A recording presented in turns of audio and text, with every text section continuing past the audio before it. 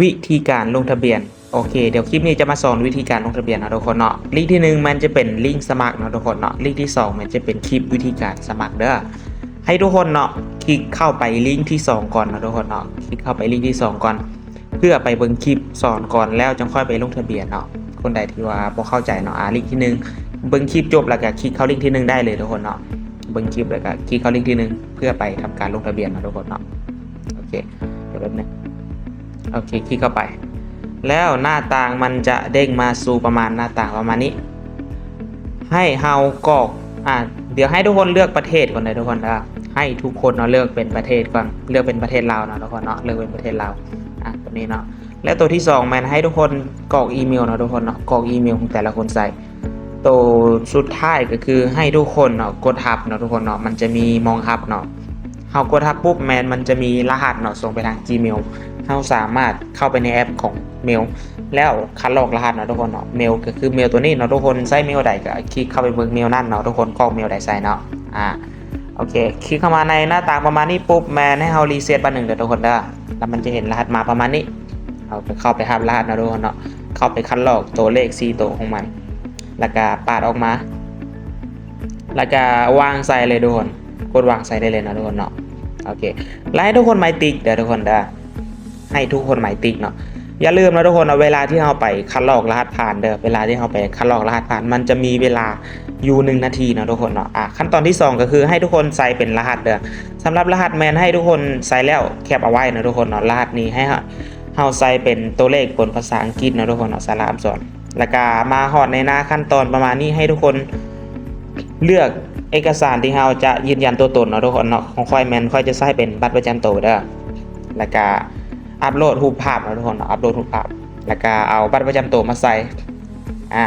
อัปโหลดใส่ปุ๊บแล้วเฮามากรอกเอกสารนะทุกคนเนาะมากรอกเอกสาร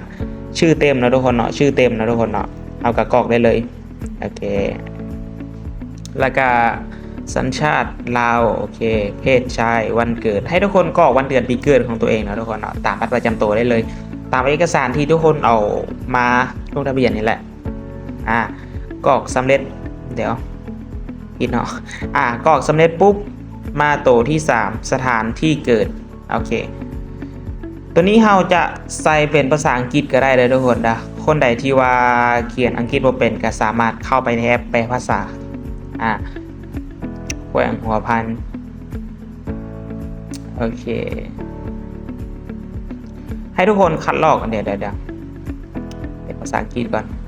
ให้ทุกคนเนาะทำการคัดลอกนะทุกคนเนาะทำการคัดลอกแล้วไปวางใส่นะทุกคนเอาไปวางใส่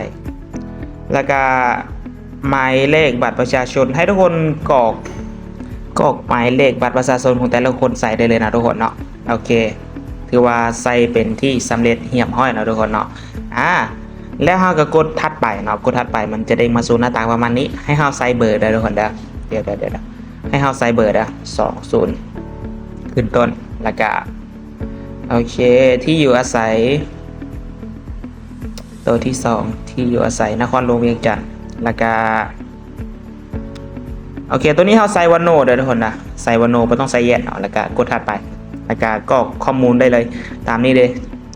ทุกคนจะกรอกแบบใดก็ได้เนาะค่อยจะใส่โอเคขั้นตอนนี้ก็บ่ได้มีอย่างที่เป็นขั้นตอนสำคัญเนาะทุกคนเนาะขั้นตอนนี้เนาะเป็นขั้นตอนทั่วไปก็เจ้าเป็นขั้นตอนที่ก็เจ้าสอบถามเฮานี่แหละบ่ได้มีขั้นตอนอย่างก็เฮาก็กรอกไปตามที่เฮาเคยเทรดมานะทุกคนเนาะกรอกข้อมูลตามที่ก็เจ้าถามมาได้เลยแล้วเฮาก็กดยืนยันเนาะถือว่าเฮาสมัครเป็นที่สำเร็จเรียบร้อยนะทุกคนเนาะบ่ยากเนาะเดี๋ยวนี้ก็ถือว่าเฮาสมัครเป็นที่สำเร็จเรียบร้อยแล้วเดี๋ยวนี้ก็มีแต่รอให้เขาเจ้ายืนยันให้นะทุกคนเนาะรอให้เขาเจ้ายืนยันให้เฮาก็ได้เลยทุกคนตัวนี้สำหรับคนที่ว่าฝากเงินเนาะเขาเจ้ามีโบนัสหรือว่าโปรโมชั่นในช่วงนี้เนาะคนที่ฝากเงินเนาะจะได้รับโบนัส 100% คนที่ฝากเงินก็อย่าลืมเข้าไปคลิกเนาะคนใดที่ว่าบ่เข้าใจหรือว่าอยากจะรับเวลาฝากบ่เข้าใจบอลรับเนาะสามารถมาถามได้เดี๋ยวจะอธิบายให้ฟังเนาะว่าเราจะได้รับโบนัส 100% จังได๋เนาะทุกคนเนาะเดี๋ยวเจอกันในพี่ต่อไปนะทุกคนเนาะบ๊ายบายเนาะ